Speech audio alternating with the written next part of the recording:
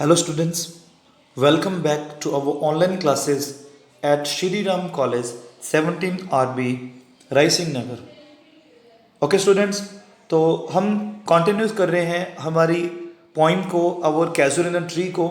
इसका जो part first है वो हम कंप्लीट कर चुके थे हमारी प्रीवियस क्लास के अंदर, जिसमें मैंने आपको कैजुअल ट्री के बारे में बताया था, उसकी थीम वगैरह बता दी थी आपको मैंने, और हमने पोइटस तुरुदत्त के बारे में भी बात कर ली थी कि वो कौन है। ओके, तो students today we are going to discuss line by line explanation of the poem. आज हम इसकी जो एक्सप्लेनेशन करने वाले हैं, इस पोइम के अंदर क्या थॉट्स उन्होंने डाली हैं, किस तरीके से उन्होंने अपनी थॉट्स को एक्सप्रेस किया है और कौन कौन से उन्होंने वर्ड्स यूज़ किए हैं, एक्सप्रेसिव वर्ड्स यूज़ किए हैं, और इस पोइम का जो स्ट्रक्चर उन्होंने कैसा यूज़ किया, तो उसको हम पढ़ेंगे। ओके, तो ज़्यादा जो पोइम को जो आपको आनंद आने वाला है जो पोइम को पढ़ने के बाद। ओके, बहुत ही इंटरेस्टिंग पोइम है। आपको मैंने शुरू में बताया था, बेसिकली आपको ये नेचर पोइम लगेगी। इतनी सारी नेचर की ऑब्जेक्ट्स को यहाँ पे तुरुदत्त ने कलेक्ट किया है इस छोटी सी पोइम के अंदर, कि आपको जॉन कीट्स की बिल्कुल मेमोरीज आपके माइंड में फ्रेश हो जाती हैं। बिल्कुल एकदम से हमारे दिमाग में जॉन कीट्स बिल्कुल आ जाते हैं, क्योंकि जॉन कीट्स की पोइट्री भी बहुत ज़्यादा कैसी होती थी, जॉन कीट्स की पोइट्री भी बहुत ज़्यादा नेचर पे डिपेंड होती थी या बहुत ज़्यादा रोमांटिक होती थी। वैसे वो भी यंगर रोमांटिक थे। तो इनका जो स्टाइल था तुरुदत्त का, वो ज़्यादातर हम किससे कंपेयर करते थे, उसको जॉन कीट्स से कंपेयर करते हैं।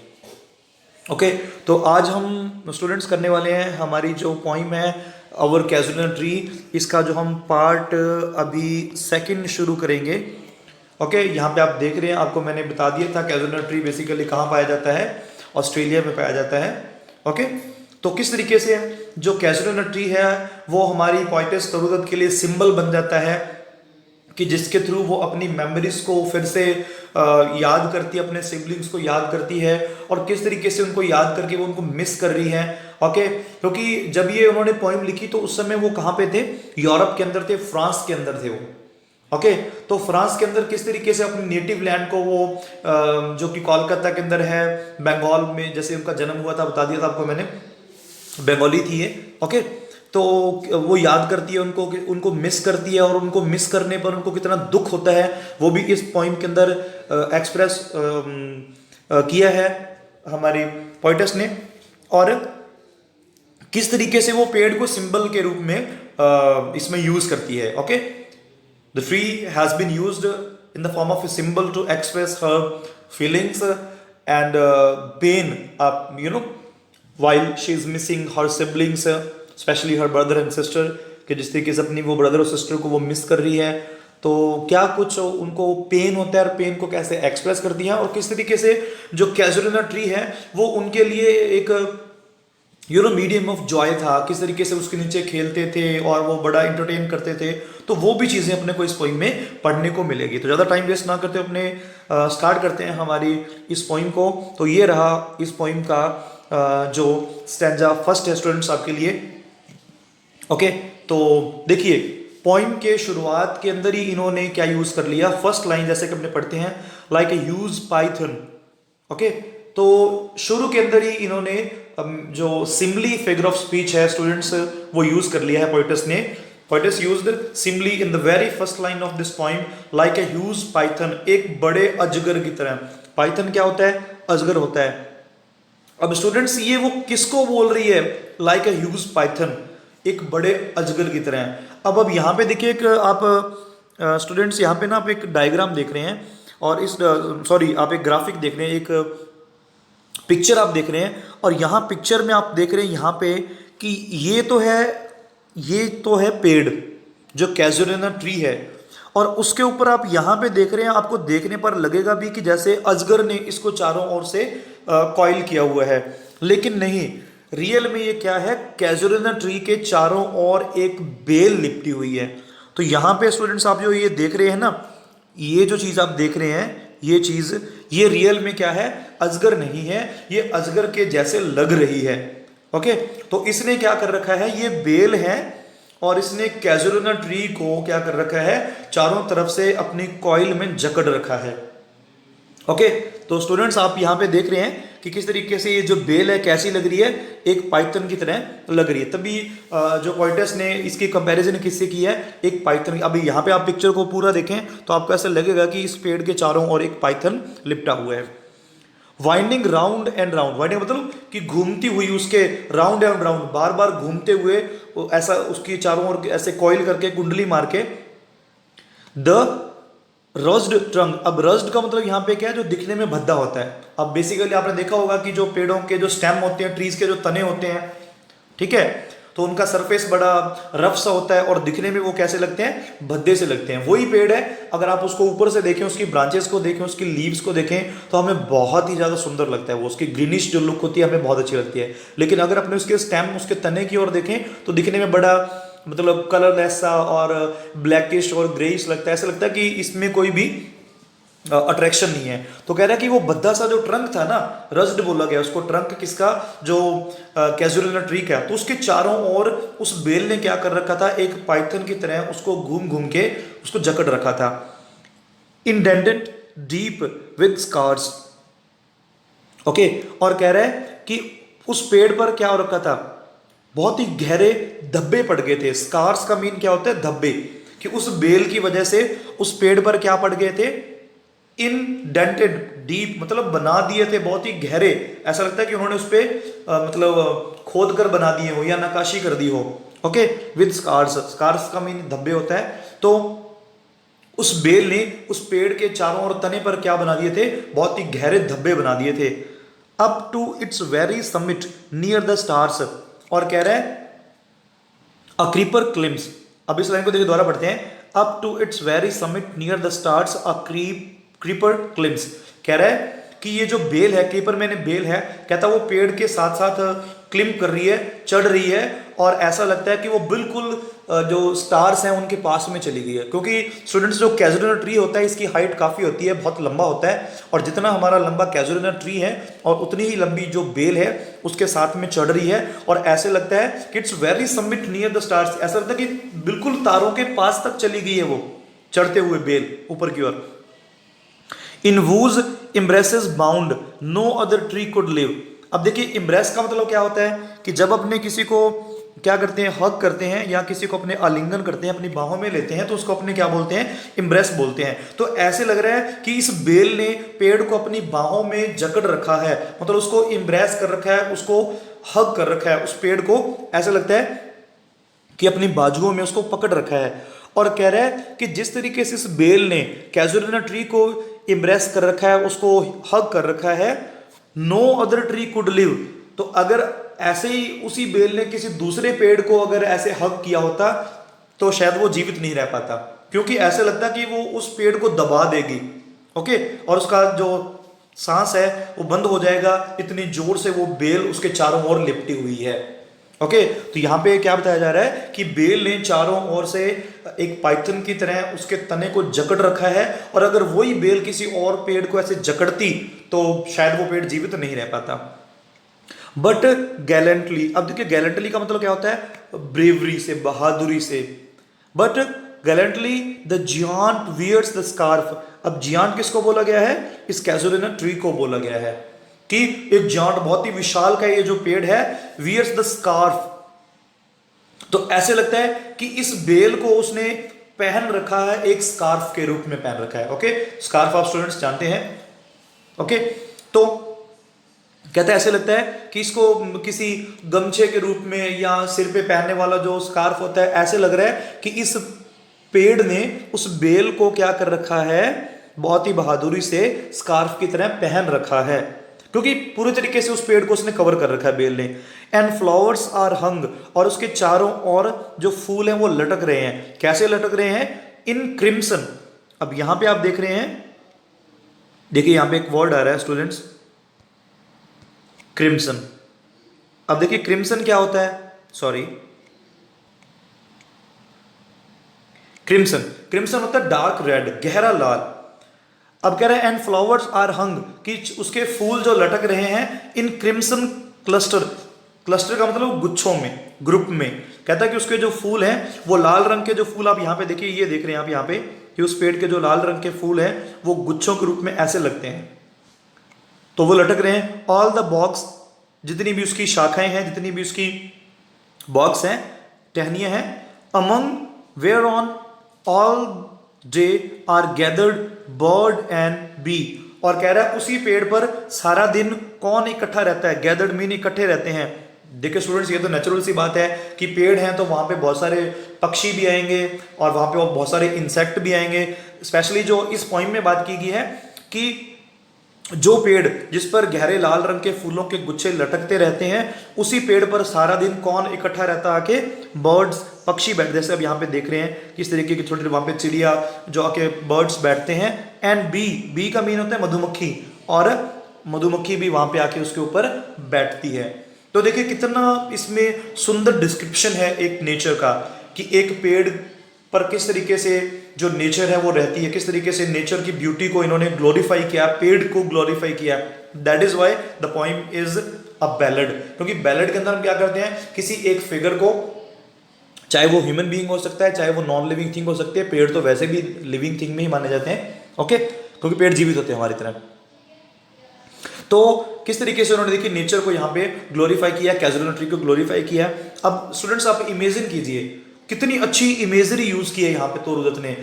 आप आंखें बंद कीजिए और फिर इस पॉइंट को वापस अपने मन में रिपीट करो कि एक पेड़ है, बहुत ही विशाल का है, बहुत ही लंबा पेड़ है, उसके चारों ओर एक बेल लिपटी हुई है, उस पर लाल फूलों के गुच्छे लगे हुए हैं, उस पर चिड़िया बैठी हुई है, स्पैरोज बैठी हुई हैं, मधुमक्खियां भिनभिना रही हैं। तो आपके दिमाग में एक बिल्कुल ऐसा लगे आपके सामने वो पेड़ आ गया है। तो कितनी इसमें सुपर्ब इमेजरी यूज की है तोरुदत्त ने, ओके। फिर आगे बढ़ते हैं। एंड ऑफ एट नाइट्स, और कहता है ज्यादातर रात के समय, जो रातें होती है नाइट्स, तो वहां पे क्या होता है, द गार्डन ओवरफ्लोज। अब गार्डन क्या होता है, ओवरफ्लो मतलब भर जाता है, चारों तरफ से उसके अंदर किस चीज से भर जाता है वो, विद वन स्वीट सॉन्ग, एक बहुत ही मीठे गाने से भर जाता है वो। किससे, मीठे गाने से।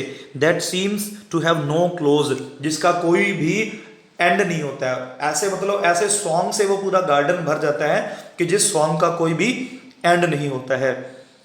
सम darkling from our tree, okay. तो कह रहा है कि शायद वो हमारे उस पेड़ से वो जो पक्षी है वो गाना गाते हैं, ओके। और डार्कलिंग हमें बड़ा दूर से धुंधला सा दिखाई देता है, तो वहां से वो आवाज आती है और पूरा जो गार्डन है वो उस आवाज से मतलब इको हो जाता है, भर जाता है। वाइल मैन रिपोज, अब रिपोज का मीन यहाँ पे क्या होता है, मतलब सोते रहना। कहता है कि जब इंसान, जब मानव ह्यूमन बीइंग सोता रहता है तो उस समय, रात के समय में गार्डन में वो जो पक्षियों की आवाज है वो उस गाने से पूरा गार्डन भर जाता है, ओके। तो देखिए कितना अच्छी आपको यहाँ पे इमेजरी देखने को मिली है। ये यहाँ पे जो सुबह सुबह जब सूर्य निकलता है, या सॉरी रात के समय में जो मून निकलता है, यहाँ पे स्टार्स को भी शो किया गया है। तो ऐसी इमेजरी जो हमें तोरुदत्त है इस पोइम के अंदर उन्होंने डाली है, ऐसी इमेजरी। तो one of my favourite poem है, बहुत ही इंटरेस्टिंग है और बहुत ही सुंदर तरीके से इन्होंने इस पोइम को कंपोज किया है। और किस तरीके से देखिए, अभी तो वो पेड़ को ग्लोरीफाई कर रही है, लेकिन आपके लिए स्टूडेंट्स सरप्राइज है कि आने वाले नेक्स्ट जो हमारे स्टैंजास हैं उसमें से एकदम से मूड चेंज हो जाएगा और आप बिल्कुल शॉक हो जाएंगे कि पोइट ऐसा कैसे लिख रही है, क्योंकि अभी तो वो पेड़ को ग्लोरीफाई कर रही है, ओके। तो आपके लिए वो चीज़ मैं थोड़ा सस्पेंस रखूंगा, अपने इसके जो पार्ट थर्ड है उसमें हम वो चीज़ पढ़ने वाले हैं, ओके। तो अब हम बात करते हैं इसका जो नेक्स्ट स्टैंजा है स्टूडेंट्स आपके लिए, ओके।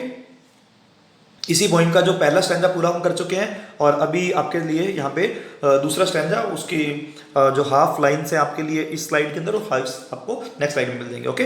तो स्टार्ट करते हैं इसके सेकंड स्टैंजा को। तो यहाँ पे आप देख रहे हैं, व्हेन माई केसमेंट। अब केसमेंट का मतलब यहाँ पे क्या है, केसमेंट का मतलब उसकी जो विंडो है। व्हेन माई, अब यहाँ पे देख रहे हैं कि किस तरीके से, देखिए जो विंडो खुली हुई है ना, ये जो विंडो खुली हुई है इसको उन्होंने किस तरीके से हमें दिखाया है। इस तरीके से आप देख सकते हैं कि इस तरीके से जब खिड़की खुलती है, when my first casement is wide open, जब मेरी जो विंडो है वो खुली होती है, wide open thrown at dawn. अब देखिए ये जो डॉन है ये कौन सा समय होता है, ये जो डॉन है स्टूडेंट्स ये कौन सा समय होता है, स्टूडेंट्स ये समय होता है मॉर्निंग से पहले का टाइम। आपने देखा होगा कि जब सुबह सुबह आप उठते हैं तो अभी सनराइज नहीं होता है, लेकिन आप एटमॉस्फेयर में देखते हैं कि वहां पर लाइट है, रोशनी है। तो सनराइज से पहले की जो रोशनी होती है स्टूडेंट्स, उसको हम क्या बोलते हैं? हम उसको प्रभात बोल देते हैं, या इंग्लिश में हम उसको डॉन कह देते हैं। तो कह रही कि डॉन के, प्रभात के समय जब मेरी जो विंडो होती है वो वाइड ओपन खुली होती है, तो उस खिड़की में से वो क्या देखती है? My eyes dilated on it rest. Okay, तो कह रही है कि मेरी जो आंखें होती है वो बड़ी डिलाइट होती है, मतलब वो बहुत उत्साहित होती हैं ऑन इट रेस्ट, कि वो उस पेड़ पर टिकी होती हैं, कि मैं बहुत ज्यादा ईगर होती हूँ। पोइटस कहती है कि जब मैं सुबह सुबह अपनी विंडो खोलती हूँ तो मेरी आंखें किस पे टिक जाती हैं? जाके उस कैजुलिना ट्री पर रेस्ट करती हैं, टिक जाती हैं। और वहां पे क्या देखती है वो? Sometimes and most in winter, कहती है बहुत कभी कभी, और ज्यादातर तो वो किस में कहती है? विंटर्स में, ज्यादातर तो सर्दियों में ऐसा होता है। On it's crest. ओके, अब क्रेस्ट का मतलब यहां पे क्या है? जो पेड़ का टॉप है, जो उसका जो शिखर है। ओके, तो जैसा कि आप यहां पे देख भी रहे हैं, क्या लिखा है? A grey बैबून। अब देखिए, बैबून एक प्रकार का मंकी होता है। ओके, तो एक भूरे रंग का जो बैबून है वो सिट्स, बैठता है। अब यहां पे देखिए, मैं दिखाता हूं आपको, यहां पे इस तरीके से बैबून है। आप यहां पे देख रहे हैं कि किस तरीके से ये बैबून आके उस क्रेस्ट पर, टॉप पर बैठ जाता है। और वो कैसे बैठता है? यहां पे लिखा है a grey baboon sits statue like alone. Statue की तरह बैठता है, वो किसी मूर्ति की तरह बैठता है। फिर से यहाँ पे पोइटस ने क्या यूज किया है? सिमली यूज किया है। तो स्टूडेंट्स, आपको बिल्कुल ध्यान रखना है कि जहां भी लाइक, एज, सो वर्ड्स का यूज करते हुए अगर कंपैरिजन होती है तो वहां पे कौन सा फिगर ऑफ स्पीच होता है? सिमली होता है। तो ऐसे लगता है कि वो बैबून एक स्टैचू की तरह, एक मूर्ति की तरह आके बैठा हुआ है अकेला, वॉचिंग द सनराइज। और शायद वो किसको देख रहा है? वो सनराइज को देख रहा है, मतलब सूर्य को उगता हुआ वो देख रहा है। While on lower box, lower box मतलब कि जो नीचे की जो शाखाएं हैं, ये तो बिल्कुल टॉप पे बैठता है, क्रेस्ट का मतलब टॉप पर बैठता है वो। अब जो कुछ नीचे की बॉक्स है वहां पे क्या देखता है? His peony. अब ये प्योनी का मतलब क्या है? कि उसके छोटे छोटे बच्चे हैं, बैबून के जो बच्चे हैं उनको प्योनी। Offspring leap about and play. वहां पे वो क्या करते हैं? मतलब छलांगे लगा रहे हैं, जैसे कि आप यहाँ पे देख रहे हैं कि किस तरीके से बैबून का जो बच्चा है वो छलांग लगा रहा है। लीप का मतलब क्या होता है? झपटना है, छलांग लगाना। अबाउट एंड प्ले, कि वो अब इधर उधर छलांगे लगाते रहते हैं, एंड प्ले, और वो खेलते रहते हैं। ओके, तो यहाँ पे देखिए सनराइज को भी दिखाया गया है, आप इस तरीके से देख सकते हैं, यहाँ पे सनराइज होता है। ओके, यहाँ पे आप देख रहे हैं सनराइज इस तरीके से होता है। तो देखिए कितनी अच्छी इसमें नेचर को उन्होंने किस तरीके से डिस्क्राइब किया है। ऐसे लगता है कि जैसे हम लाइंस को पढ़ रहे हैं तो हमारे सामने एक पिक्चर चल रही है। तो बहुत ही शानदार इसमें इमेजरी यूज की है तुरुदत्त ने हमारे लिए। ओके, तो अब हम चलते हैं इसका जो हमारा सेकंड स्टैंजा है, उसका जो बचा हुआ हाफ है वो हमारे सामने ये रहा। तो आइए हम इसको स्टार्ट करते हैं। एंड फॉर एंड नियर, कहते हैं कि दूर और पास में। कोकिलाज, अब कोकिलाज किसको बोला गया है? कोयल को बोला गया है। ओके, हेल द डे, कहते हैं कि वो पूरा दिन क्या करती है? वो गाती रहती है, क्योंकि कोयल की आवाज बहुत मीठी होती है ना। ओके, तो आप यहाँ पे देख रहे हैं इस तरीके से ये ऐसे क्या होती है? कोयल होती है। ओके, तो आप यहाँ पे एक कोकिलाज को देख सकते हैं किस तरीके से वो पेड़ पर बैठ के पूरा दिन क्या करती है? गाती रहती है। And to dear pastures. अब देखिए पास्चर्स का मीन क्या होता है? एक ऐसा ग्राउंड, ऐसा मैदान जहां पे जो पशु होते हैं वो चारा खाने के लिए जाते हैं, जिसको अपने चारागाह भी कह देते हैं। Okay, and to their pastures wend our sleepy cows. और कह रहा है कि उन पास्चर्स की ओर वेंड मतलब जाती हैं, झुंड के रूप में जाती हैं, स्लीपी काउज। अब स्लीपी काउज क्यों बोला गया है? कि सुबह सुबह जब अपने दिन निकलता है ना, तो ऐसा लगता है कि उनकी भी आंखों में नींद है, और वो नींद में ही चल देती है कहाँ? उनके पास्चर की ओर। यहाँ पे आप देख रहे हैं कि किस तरीके से गाय झुंड के रूप में स्लीपी, उनकी आंखें ऐसे ब्लिंक करती हुई, ऐसा लगता है कि नींद में झपकी भी ले रही है वो, और वो कहाँ चल देती है? अपने चारागाह की ओर चल देती हैं। एंड इन द शैडो, और उसकी छाया के अंदर आप क्या देखते हैं? जो उस पेड़ की छाया है। On the broad tank cast, कह रहा है कि वहां पे जो पानी का बड़ा सा टैंक बना है ना, उस पे उसकी छाया पड़ती है। किसकी? उस पेड़ की। बाय दैट होर ट्री। ओके, और पास ही में कह रहा है कि जो वो होर का मतलब ग्रेइश है ना, जो ग्रेइश वो ट्री है ना, जो कैजुअल ट्री है, उसकी जो छाया है, परछाई, वो कहाँ पड़ती है? बड़े से पानी का जो टैंक बना उस पर पड़ती है। सो ब्यूटीफुल एंड वेस्ट, कितना सुंदर है एंड वास्ट मतलब कितना विशाल है। द वाटर लिली स्प्रिंग, और पास में क्या होता है, जो वाटर लिलीज हैं, लिली एक फ्लावर होता है, ओके यहाँ पे आप देख रहे हैं इस तरीके का फ्लावर होता है लिली। तो कह रहा है कि पास ही में जो लिली होता है वो ब्लूम है, खिला हुआ है, बहुत सारे लिलीज वहां पे खिले हुए हैं, लाइक स्नो इनमेस्ड। अब इनमेस्ड का मीन क्या होता है, किसी चीज का ढेर लगना। और फिर से देखिए यहाँ पे कंपैरिजन किया है, लाइक शब्द का यूज किया है। तो स्टूडेंट्स इसमें फिगर ऑफ स्पीच कौन सा होगा, आपका आंसर बिल्कुल सही है, इसमें फिगर ऑफ स्पीच कौन सा है, सिमली है, क्योंकि उन्होंने जो बर्फ के ढेर की तुलना किससे कर दी है, लिली से कर दिया। अब यहां पे देख ली इसकी जो व्हाइट लीव्स हैं, ऐसे लग रहा है कि बर्फ का पूरा ढेर लगा हुआ है।